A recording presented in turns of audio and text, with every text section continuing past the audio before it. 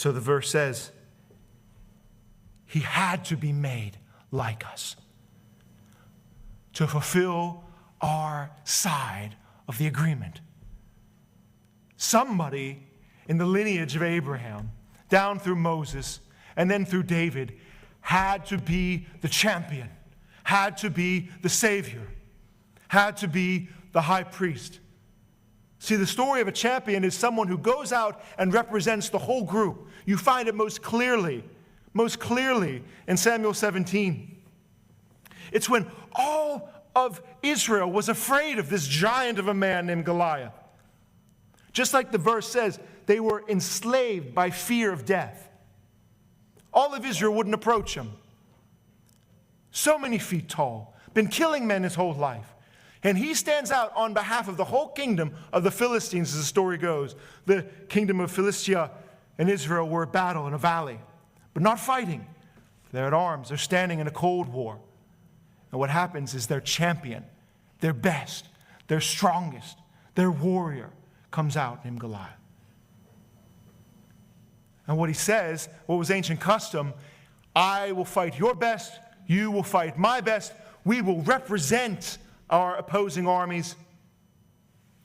If I win, then we save everyone's life and you become our slaves.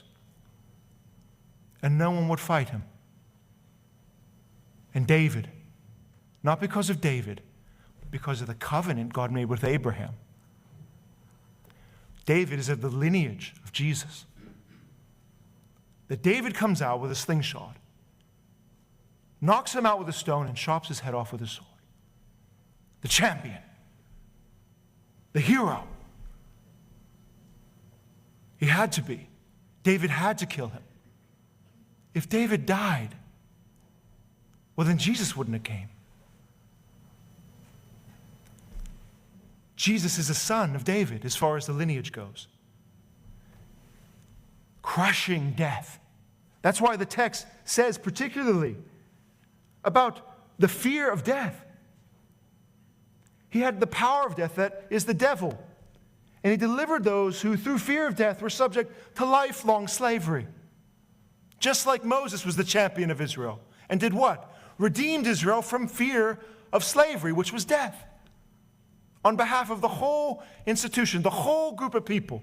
Covenantal, representational thinking. This is why it was necessary that Jesus Christ had to come, to be our champion. No one has ever conquered this flesh, this bag of bones. No one has ever lived this life full of purity without ever succumbing to any of the temptations of this life that we feel. All the angels watch, all the people see. Our life is full of sin and misery, and every person who has ever died in this life deserved to die, and had the fear of death, and was enslaved to death for the condemnation that they felt on their own soul. There was only one champion, one who actually could lay hold of death, go down into the depths of death, and come back without it, and kill death by death, the death of death and the death of Christ. Only he, the great Savior of the sheep, the one who had to be made like us, because none of us in our flesh and blood could overcome this temptation.